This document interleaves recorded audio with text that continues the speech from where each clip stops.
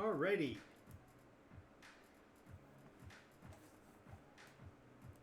Eventually I'll get this camera stuff figured out. Alright. Welcome to NycosRPG, and this is a happy Stores Day to you. If you haven't been to your game store this week, plan your next trip starting now. Alright, and we are affiliated often with Board Game Paradise in Redwoods, California. Its logo is right down there in the corner. And they are a full service store, and now I'm there 3 days a week. So if you want to become, actually 3 days a week. So you're going to become a part of the Nycos world, and you are in Southern California, why don't you stop by Board Game Paradise on Mondays, Tuesdays, and now Saturday afternoons. So I'll go more into detail with that at the end of the show, but for now I want to start on the subject for today. And one of the biggest questions I get asked on a regular basis is, how can I keep telling stories week after week, month after month, year after year, decade after decade, and not burn out? How can I continue to churn away at new innovative things that my players absolutely love and stick around to discover? And as a matter of fact, I've got, at this point, I have 3 or 4 players that are actually migrating to other game sessions to add more to their lore catalog, so to speak, by playing multiple characters in multiple parts of the story at different places in the world at the same time. And one of the biggest keys, I believe, to the compelling nature of stories really comes down to having a real solid handle on the concepts of theme, plot, and ethos. I know that you probably heard the word ethics, and I'm using an older form of that, and it's not even specifically the same. An ethos is a collection of beliefs that are connected and hold together because of common experience. And so when I speak of ethos in this case, I'm speaking of theme elements, and they are fundamentally foundational platforms, or planks, if you will, almost like a platform for building a policy. The idea is that you build a certain set of story bits that are coherent, that they work together with each other well, and through those you're able to weave a coherent and justifiable course for the players to continue to follow the story session after session without running into either repetition or what people call writer's block or burnout, of which neither have I ever experienced.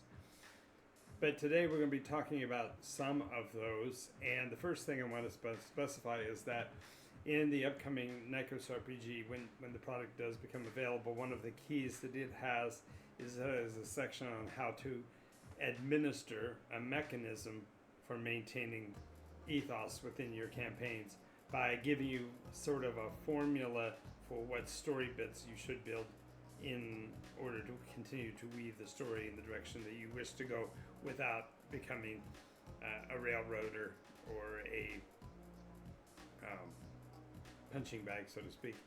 In the developing of these ethos caps, I want you to understand that the very pieces of the story that are coherent make up the planks. And so when you're weaving, you're not weaving specifically pieces to make the plank, but rather you're building the planks and interconnecting them with other planks to build the foundation of your story. So I know it sounds like I'm speaking abstract or a foreign language, and I apologize for that. And I'll try very hard to break it down, as my friend used to say, Barney style. But what I want to talk about first are the various ethos platforms or planks that I utilize. And then as I speak of them, I'll give examples of themes that might come from each of those ethos planks. The names of them, if I go through and give you each of their delineated names first, that would just confuse the issue. So we're going to just start with the first one. and I think you'll see how I'm building this structure. So this first plank is called Heroism and Sacrifice. And the concept of sacrifice is tied into heroism in terms of going all the way back to ancient Greek writings. The idea is that the purpose of a hero is to sacrifice. He is to be the one who takes the burden off of everyone else in the story, so that he is the if you will, sacrificial lamb. He is the target of the story, but he's also the one to be most mourned or pitied, because his lot is to take the bullet, so to speak. So the idea here is to weave in some bravery and some selflessness, some emphasis on this level of heroism. I have a very good friend of mine who, in the 4th iteration, played a persona by the name of Klondike Stormfist, and he is credited with being the primary source behind the group that later became known as the Dogs of War. And his famous, well, among us anyway, famous phrase was that the definition of bravery is informed stupidity. The idea is that, yes, you have to know that what you're about to do is crazy, but in knowing that you are doing something crazy and you're willing to do it, that is the element that leads to the sacrifice aspect. So, sure, the idea of player characters in a role-play game, just by general nature, is they're supposed to be heroes, right? But I believe that the concept of hero has somewhat been pigeonholed to being the guy with the biggest sword, the guy with the most scars, the person who faced off against the most enemies. And that's just one of the marching cadences of bravery. It's certainly not the only. And so I'm going to give you some example of other themes that fall into this concept, and you can kind of see how they link and interweave. The first one is valor. Simply being valorous is what you think it is. If you do an act of bravery that inspires others, and that is hugely powerful. A second is sacrifice. And while sacrifice sometimes gets a negative connotation because people think of it automatically in terms of giving up or taking away something, the idea of sacrifice is that the willingness to do that for the betterment of all, or betterment for the individual, is the definition of sacrifice here that we're talking about. And a player or a group that recognizes that something will have to be done that will cost them is a worthy pursuit. It's something that's going to bring the honor of bravery to them. A third facet of this concept of bravery is justice. While often legal systems have biases and boundaries in them that cause levels of unfairness inherent to them, the concept of pursuing justice as an absolute fairness, absolutely morally correct position is a very intoxicating, if you will, aspect of the hero angle that we're talking about. The very concept of heroism and sacrifice is tied up and linked to the concept of justice. Now, if we look at that in an additional way, we can look at the idea of rebellion. And there are certainly some major, I guess you'd call them franchises. Ooh, why am I so short now? That's weird. My camera angle shifted on me. Yikes. Don't have any clue how that happened. That was very bizarre. But lost my place. Oh, I know. It's over here. And that's why I drifted, because I also shifted in my seat. So I apologize for that. Anyway, rebellion in some ways seems like it would be the opposite of heroism, because rebellion seems to be often expressed as selfishness, that you want it your way, that you're rebelling specifically for the purpose of picking a path other than what is, quote, good for the goose and good for the gander. This element of rebellion, though, is referring particularly to standing up against the tyranny, standing up against the forces that are problematic and that are the danger. And the champions, therefore, that are rebellious are leading people into this better light, this stand against oppression and to hold for the greater good, even if it does cause sacrifice or causes the person to have to live in a heroic way. Culturally, though, another form of bravery can be described as honor. And again, in the case of rebellion, it seems that honor and rebellion might be at odds, because to be rebellious might be to dishonor. But the reality is that living by and holding to high standards that are when the ethics are ratcheted above the rest of the world, then a position of honor is living toward that heroism, toward that nobility. Switching back gears a bit, another aspect of this concept of the hero and bravery aspect is the concept of compassion. Showing empathy, understanding the costs and why it's worth it to give for other people. This level of compassion is a very strong element of this plank. And even though we're still only talking about just one individual plank of your story basis, this element of heroism also includes concepts of leadership and of loyalty. Leadership in the fact that you're setting a high standard and bringing others to expect to be held to it because you hold yourself to it. And loyalty by establishing the connection with those who are being supported or being uplifted by your acts of heroism. And then finally, the last piece of the hero sacrifice plank is the concept of legacy.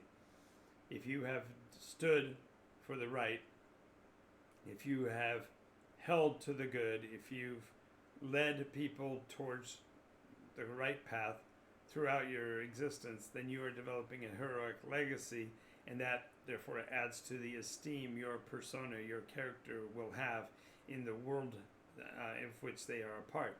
So this plank of heroism and sacrifice, some people would say it's a tired trope, but it's a tried and true trope. It's a very solid ethical plank upon which to build your story.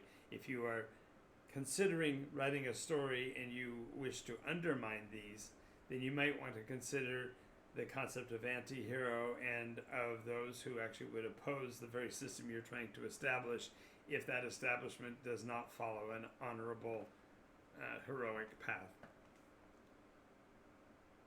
The next kind of stories are, this is wildly different. I have to completely shift away to say this is a separate plank, and the points that we're going to say here are not at all directly associated with that heroic path. So the concept of establishing these elements of this plank will be to learn truly what I meant when I was talking about weaving platforms, because you want the pieces of this next portion to be held away from and in juxtaposition perhaps to your heroic story themes. And that would be the concepts of secrets and alliances. Certainly, if you're looking at a story and you're wanting to begin with the concept of rebelling against some great tyrant, that tyrant would have elements of this section, this platform, built in. And so it's almost like the Asian philosophies of yin and yang. The idea here is that in order to have heroism, you have to have alliances against such, and if you have the ideas of sacrifice, then you have to have secrets that are people that are avoiding it or subverting it. And so when you speak of a secrets and alliance platform or ethos, we're talking about those elements of the story that will be used to hold to and support a divergent plank. You would not be using these elements, for example, to support your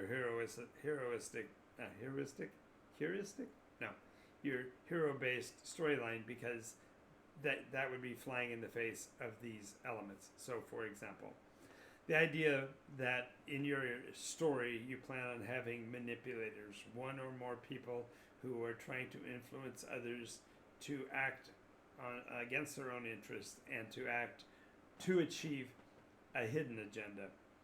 And the biggest thing about secrets and alliances is they can be. You could have a story where you absolutely have to follow them on a heroic path, but to do so you're having to constantly skirt the issues of morality. And if you're not willing to actually call that into question or challenge the persons on their positions in order to support or break that plank, then you are kind of missing a great opportunity. There was a movie made some time ago, and I believe it was called Allies, wherein the main character and his spouse were thought to be spies for Germany, and their lives left a lot of open questions about what might be going on in their lives and what they were doing.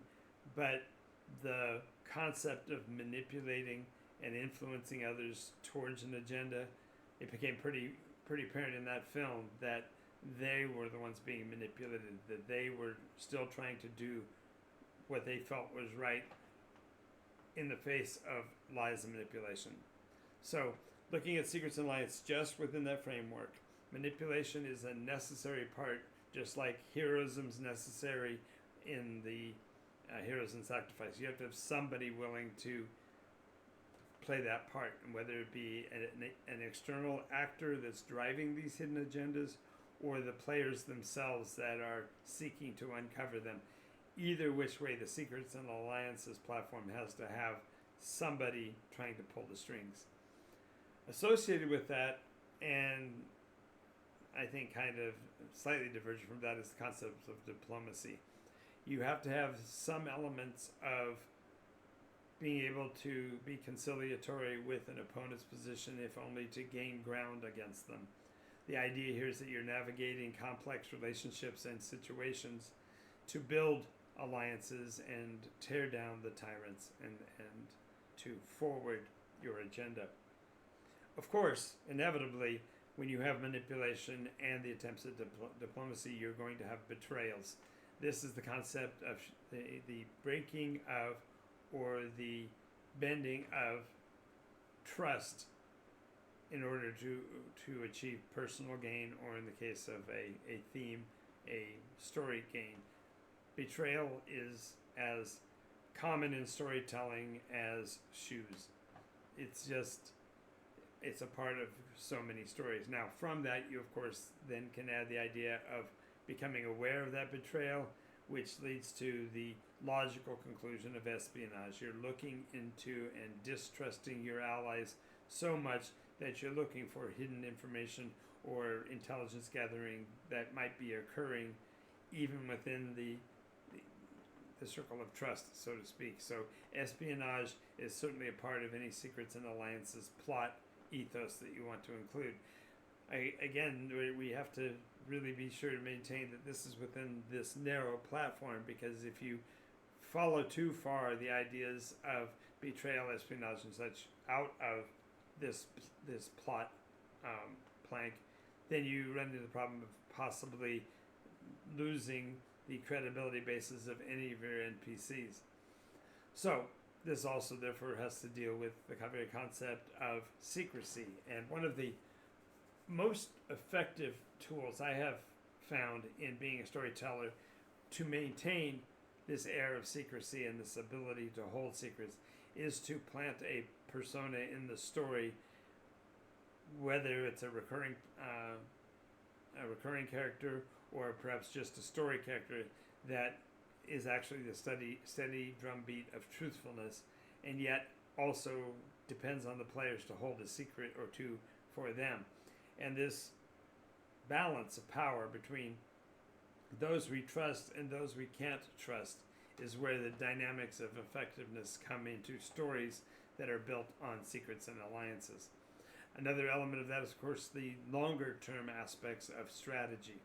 If you are a reactionary game master and you only respond to the things that the players do in your game, a secrets and alliance plot, ethos, plank added to your story can really help to solidify in your own mind what is truth, what is reality, and what is it the players can work off of. Because if you build into the story a long-term strategy, then you can watch it play out by the interactions with the players and the NPCs, how they interact with those that don't know them or are unfamiliar with them.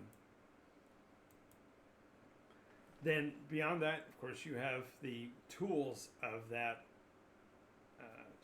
strategy and also that level of secrecy is the concept of subterfuge. This is deception that is being used specifically to receive an end. If you are trying to capture a spy in a story, you use a subterfuge, lure them and then letting them betray you in a way that you can withstand and therefore use that against them. Of course, this leads then, therefore, to the idea that everything in the world is a conspiracy, that everyone that's working in an environment is actually on this spectrum of secrets and allies and may be a close friend or may be a threat, and you have to weave your way through the story to figure out which one they are. And the story, again, could be completely built on just this one platform. You wouldn't have to have the heroic aspect at all. But the more powerful an adventure becomes, it's because of the more tightly you weave those story elements. And of course, the fun parts of this kind of a campaign, this story ethos, is the big reveals, the revelations of when the aha moment comes about and your villains present themselves, or your heroes have actually discerned what the bad guys are doing and push it back on them. And one of the greatest mechanics of this is that you can utilize all of this secrets and alliance elements to build a nice, deep, and kind of crunchy political environment, so that the influence that one wields and is able to bring to bear is going to be directly related to their ability to see through the secrets and discover who their true allies are. A third platform, now we're talking about completely separating again, as we did before, we're talking about a third plank, or a third series of platform pieces that fit into the plank I call creativity and innovation. Everybody that plays a role-play game wants to make something, whether it's they want to make a mark for themselves in the story, or they want to make physical records on how fast they can get someplace, or how many monsters they can defeat, or if they can make decent furniture. It all depends on the player, and the concept of having a creation and innovation plank inside your story is to give those players the opportunity to chase additional elements, which adds depth, therefore, to their persona. If they came in only being a spy, and now you say, well, you're a spy, but you also happen to be, you've got the opportunity to be very good at knitting. It may seem crazy, but it may be something the player really hangs on to. And therefore, the pieces of this ethos of creativity include just pure imagination, the ability to just think outside this, beyond the sphere, as I used to say it. It's outside the box, and it's also beyond the sphere. It's out there in the weeds, and that's where your creativity can spawn from, because you don't know what they're going to make, and so therefore letting them develop their order of craftsmanship or their order of creativity is really paramount to the storyteller. If you utilize the theme of therefore imagination, the opposite of that is the completion of projects, and that really can stem from some sort of rational progression of their craftsmanship. And the NycosRPG system, with its skills-based progression, is an obvious match for this. The system was literally made for this addition of additional planks of development to create gravitas and depth to the persona that a player pursues. We've got one group that is just starting to brew beer. Another one has been operating a taco stand for several, probably close to a year now. And we have other players who make weapons and arrows. And I mean, so there's so much that can be used. It provides a way for the persona to develop mastery and artistry by creating physical objects in the game.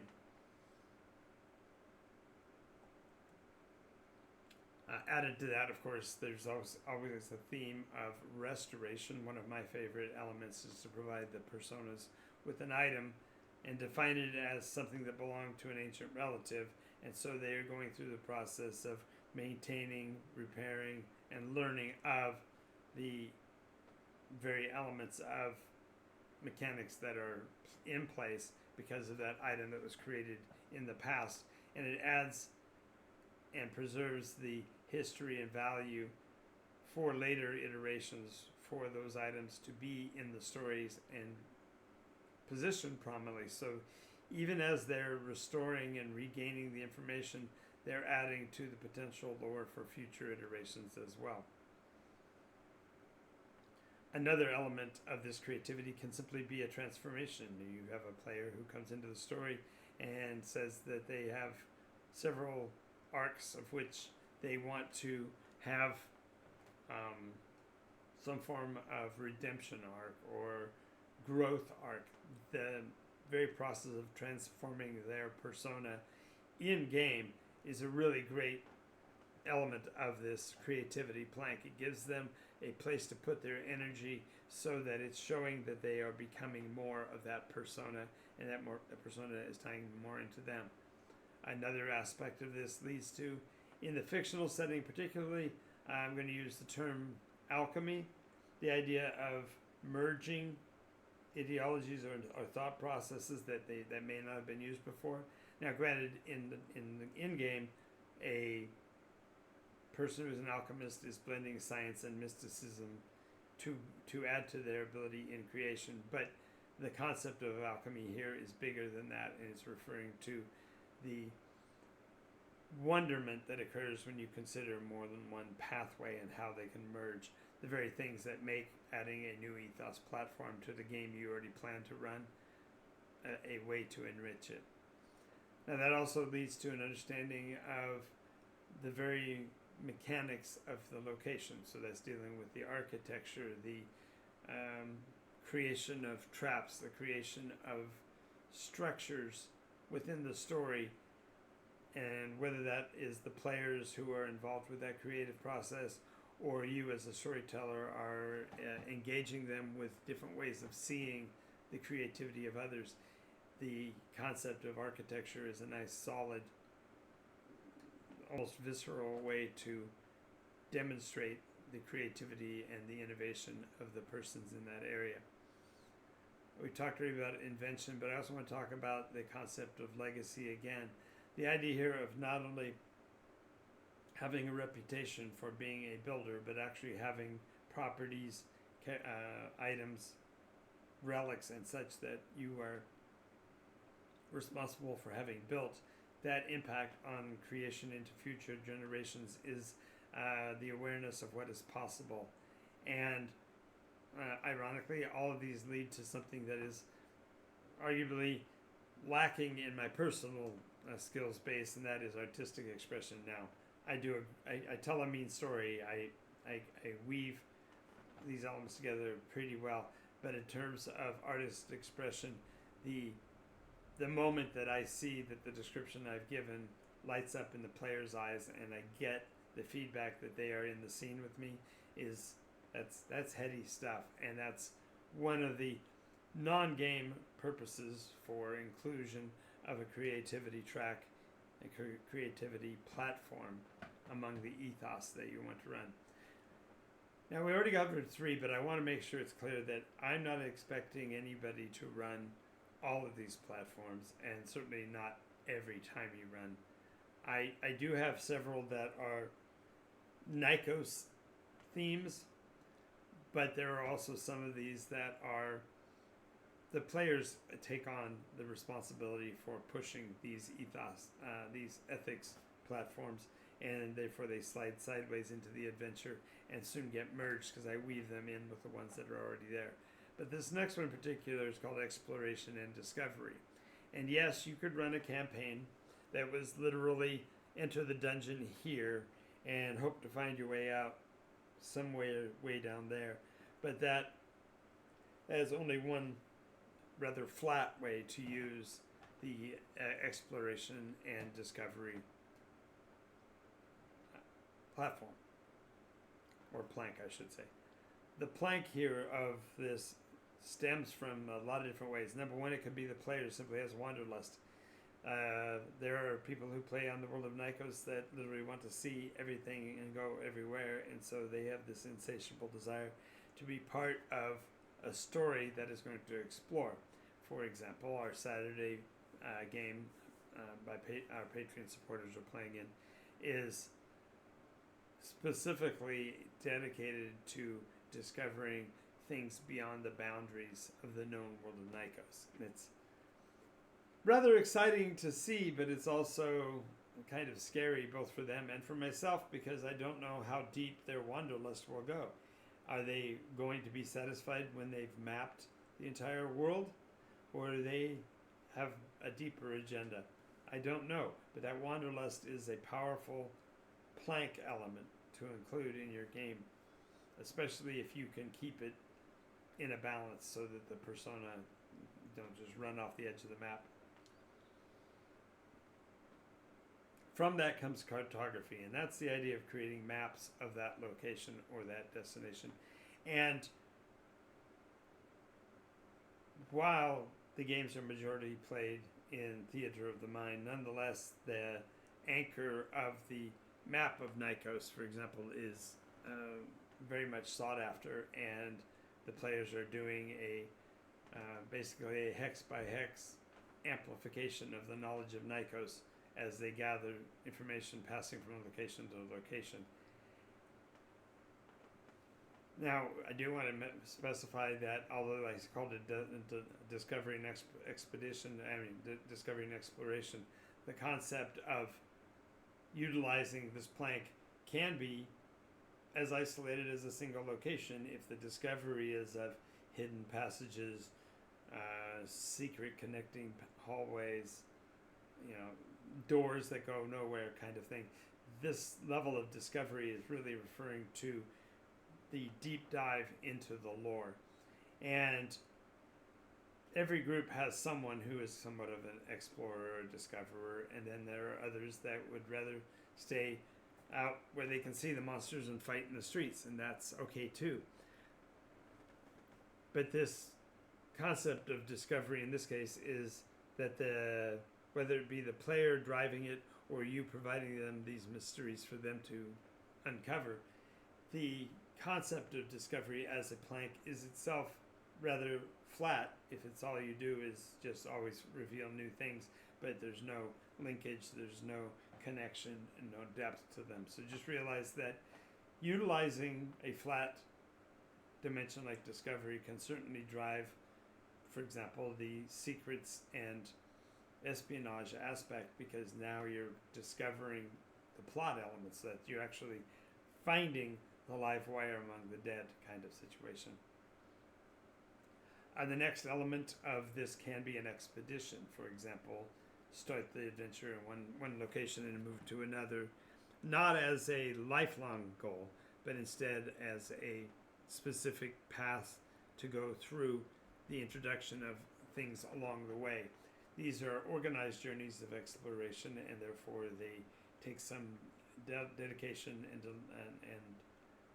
development by the players, which makes it really useful for you as the storyteller to link them and weave them into your larger tale.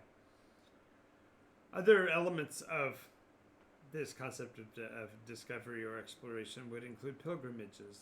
And while not a lot of campaigns utilize a religious aspect simply because it's sometimes too confrontational or too dangerous to involve a group with, nonetheless, the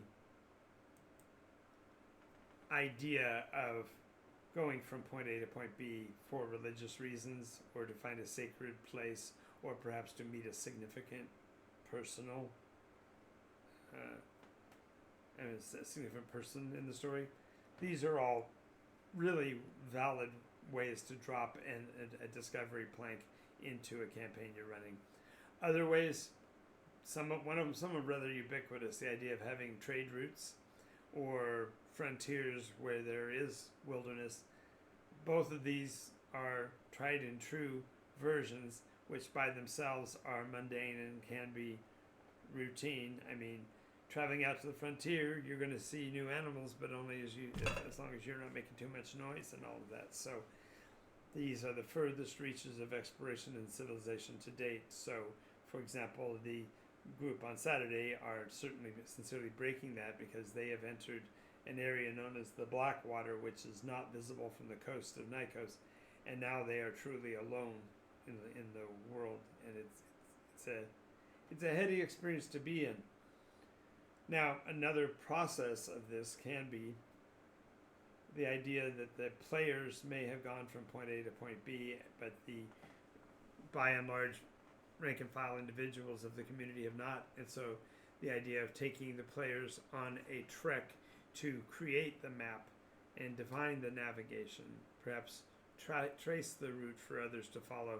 These are all ways to determine the skills of an individual and to build those skills towards a, if you will, a career in actually planning routes. So this process leads, therefore, to the development of skills that match with a much more adventurous lifestyle than it might be otherwise. Yet another methodology for using a discovery plank would be exile. And in short-term role-play games and one-shot adventuring places, exile is a difficult nut to crack, because why would any player have subjected themselves to the situation of being forced out of their homeland? Nonetheless, the idea of exile can also be one that's pursued because you've been shipwrecked or hijacked or whatever. So the idea of being removed from safety is a great way to begin a discovery pathline. Obviously hopefully leading back towards their home, but not necessarily. And then the final one of these almost seems counterintuitive, but the concept of a homeland storyline. And that is, yes, you've lived in your own country for so long, but you're hearing of conflict in a frame that you're not used to, and so now you're going to literally explore the areas that you thought were familiar to you and find what's new about them. And that level of discovery adds to your player identity and also a richness in understanding the community. Next, and this one is an ironic comparison. This next one is arguably one of the simplest to run and perhaps the most common for players that advocate for sandbox elements, and that is the concepts of survival and harmony. And you're thinking survival and harmony? Well, a survival ethos provides a story dealing with themes of nature, the survival, and more importantly, the delicate balance between the civilized world and the nature path. It challenges the characters to live in harmony with the very environment they're in, which therefore provides the idea of struggle becoming easier over time as you develop the skills to make peace with the environment. I find this to be a great way to do things because it turns the old ideas of a survivalist campaign on its ear. If you actually put them in a situation where the player group is aware that they are in a mess because they were not able to get along with each other, and then you put them in a survival environment, you give them the chance to try to work through the balances between themselves and the environment, but also to overcome those difficulties between them, and therefore choose places where they can work together and build out a communal identity instead of an individual identity. So therefore, having as a campaign platform, the dedication to a harmony is itself at least initially, going to be a cacophony as the players rebel individually against the idea that they somehow are to blame for their environment and their condition. So playing a harmony in nature storyline is literally teaching about the world's mechanics, teaching about how species interact, and more importantly, how the players can learn to balance that, whether it be learning to understand weather patterns perhaps, or maybe understanding the migration patterns of birds or whatever. All of these different nuances become themselves basics for the building of skills bases for a character in that theme. Now do remember also that we're talking about the survival plank separate from the other planks, but understanding that if you choose to weave 2 or 3 of the others, perhaps you want to add a level of heroism, so you want somebody to, develop those skills for survival quickly or whatever. That's all under your control as a storyteller, but to just realize that under this survival and harmony, it also means that they need to be developing the individual skills for staying alive, because the innate ability to survive becomes critical to understanding one's relationship with the environment around you. Another course that could be taken that would fall under this survival and harmony would be the concept of forming relationships and understandings with various species of animals. So whether it be a beastmaster or hawkman or whatever, the idea of building a relationship with animal kind by learning the skills necessary to care for and take care of them and breed them or whatever, all those elements of beast mastery can be itself a plank upon which you build the story. Maybe not for every player, but maybe 1 or 2 are needing something else to support their independent growth, and by weaving these plank elements into your story, you're building a more solid footing for the group as a whole. Concepts of fertility, the idea of how do you make a field grow, how do you cultivate larger specimens, how do you there's all kinds of things that go into fertility that needs to be considered. The idea of crop rotation and again weather divination. All these elements are pursuit paths for your players that build collectively into these planks.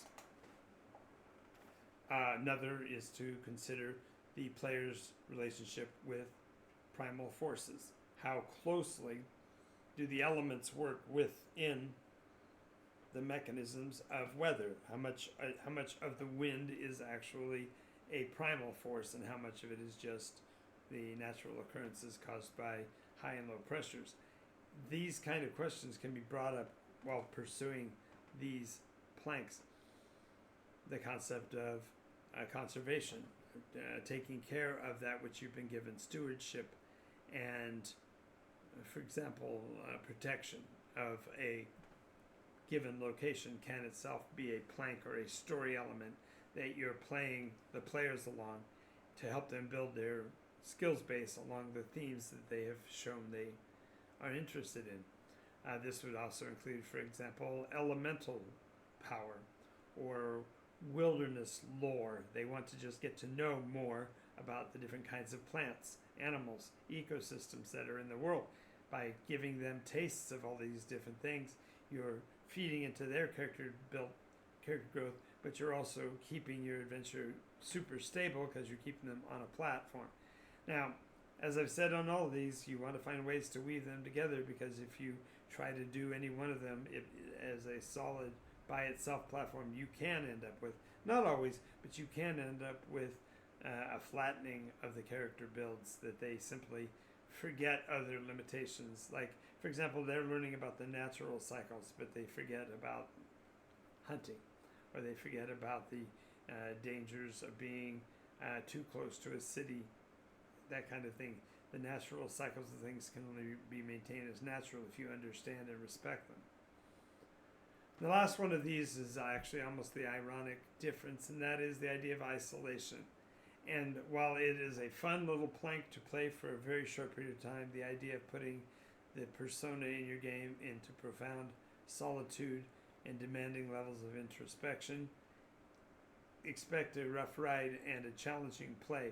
So I would also, again, not leave this one standing alone, but I would weave all of these into my platform if I were going to be including this concept of survival and harmony in the game that I'm running. Okay, we got, I think, 2 more. 1, 2, 3. We got 3 more. So the next one is magic and mystery, and these two can go hand in hand, but they could be isolated from each other. The idea of having a mythos or a cultural plank that's based on the fields of wonder, magic, and mystery really adds something to the story that is sort of inexplicable. So the idea of having elements of arcane knowledge, the fact that the players might be able to develop awareness of this, and even to the point of being able to utilize magics that they haven't understood before, is itself an addictive aspect. Perhaps they want to look into the end of life and spiritism. Perhaps they want to look into the idea of mind control and driving other people to act. All of these varieties of ways of looking at magic are elementally, pardon the pun, the basis for which the group can choose to evolve. So perhaps they've got a prophecy, a written prophecy. Maybe instead of pursuing the solution of the bits of the prophecy, they want to look into who created it and under what circumstances this prophecy could be considered true and how to establish the truth of it. Perhaps there's a series of rituals that are said to be able to do a certain thing or elevate someone's personality or whatever. The idea of the concept of pursuing a study in rituals gives the persona a bit more depth into the lore of the local area, and also to get a feel for what other forms of magic might be around. Herein also lies the purer form of alchemy that we talked about earlier, and that is the idea of transforming materials from one to another, or from one state to another. The whole point is of this elemental section on arcane knowledge is that the very elements of how magic works can become themselves parts of the story that you're telling, so that the players can actually be the ones who are discovering precisely how magic works and fundamentally helping to divine and devise for your table the methods for your spellcasting that could be as divergent from mine as night is from day, who knows.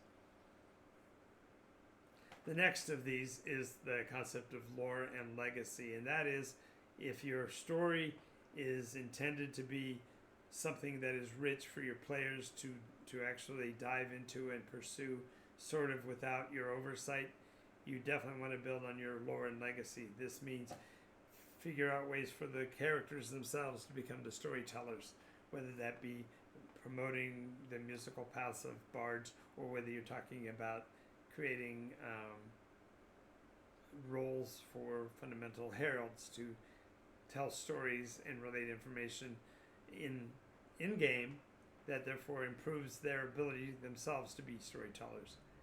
That also means perhaps that they are students of rhetoric, and so they study everybody else's speech patterns and watch their audiences as much as they engage in their own storytelling. Maybe they are writers or readers. Perhaps they want to just find all of the books. I tell you, one of the elements of NycosRPG, or actually the Nykos campaign that I run, is that the written word is every bit as much oral tradition as it is written, because the only thing that's actually written down are the titles of the books, and therefore the information that the players glean from it as they move along is actually part of the oral tradition of role play as I tell them what the books have to say. Ironically, the next part is also poetry, and poetry, I think, is one of the strongest elements in storytelling, both for you as a game master to drive your players to want to interpret, but also for the players to have an appreciation for rhyme, meter, and perhaps precision, because the words that one says are important to understanding what the person meant. Of course, this leads to the more obvious prophecy, and I can tell you one of the most effective tools that you can have in your arsenal is to be able to make a prediction for your games group that they cannot help but fulfill at some point, and just make sure that you keep the prophecies in their ears enough so that when the fulfillment happens, they see it instead of you, and then suddenly you're a genius because you knew this was going to happen months ago or whatever. From that, also, you have the idea of developing for an individual persona in your game the concept of evoking an oath or a vow, and then what the ramifications are for the failure to complete, or conversely, how you are rewarded for maintenance of that oath or vow. And that element of being able to tell a story so that the players are pledging themselves to things is really, again, a very heady experience. It's a lot of fun when a player says, oh, I'm not going to go to a library again until I find a book to bring. That's kind of cool, because now they're going to be exploring and looking for written tomes in places you wouldn't expect, which of course you as a game master are going to be willing to oblige them at some point. Furthermore, the very concepts of conversation and debate are really powerful themes in the story. You can have a adversary who speaks poorly or ill of the party, and then the players have to find that person and make him take that back or change his mind. And that process of debate becomes a part of your plank of storytelling and the development of the lore of your world.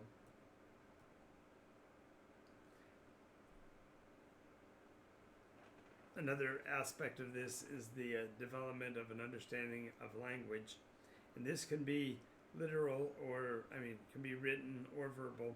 But the idea is that assisting a player to become more in-game is when you have driven the players to seek out information, perhaps in a foreign language, and thereby help them to comprehend the difference not only in the words that are used, but the very sentence structure and the very nuance of how meaning is transferred.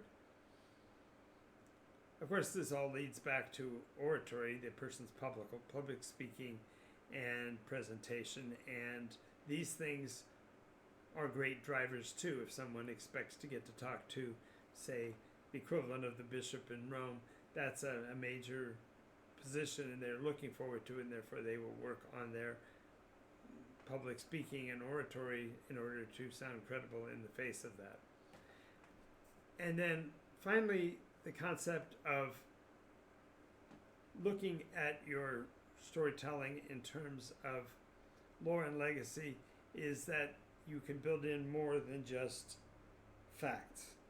You can develop concepts of cultural lore, where the body of knowledge and the traditions passed from generation to generation within the story becomes an element of how the players interact with it as well. So they understand that yes, this person was of this kingdom, but now we need to find out whether or not his spouse was, or whether or not he had children outside of marriage.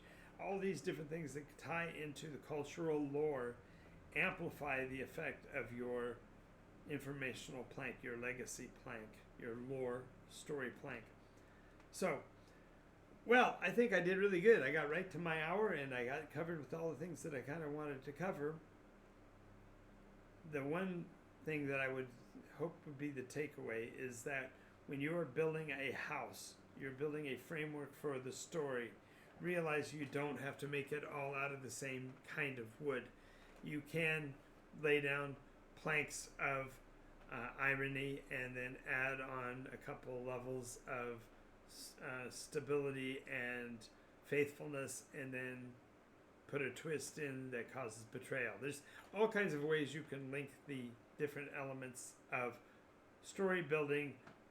This, I guess you'd have to say that this session was sort of like the meta of storytelling, because yes, storytelling are all these different elements, but it's the meta of learning how to connect them and weave them together and see how they interrelate, that your story gains the depth and credibility and value that your players are going to keep coming back to your table for again and again.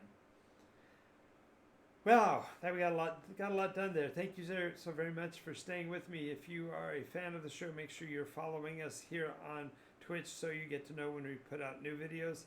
We also have a ongoing channel on YouTube at NycosRPG, so check that out. There's almost 700 videos there now, so a lot to dig into if you're looking into the lore of Nykos. Our website is NycosRPG.info, and if you want to know how to get your hands on a copy of NycosRPG right now, you can get to it at NycosRPG.com and visit the shop there on that site. That's pretty much what I've got. I would recommend, if you want to support what we're doing here and help me keep this a daily channel, make sure you check out our Patreon account at patreon.com/Nykos, where you can learn not only about how you can be part of the world and how you can help to make decisions about where the world is going, but more importantly, you can become a player in our special weekend events on Saturdays and Sundays.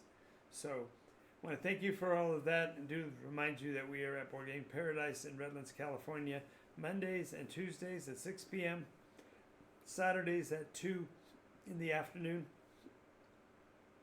Both the Monday and Tuesday campaigns are part of the 9th iteration arc and are played contemporaneously and contiguously in 2 separate places on the planet.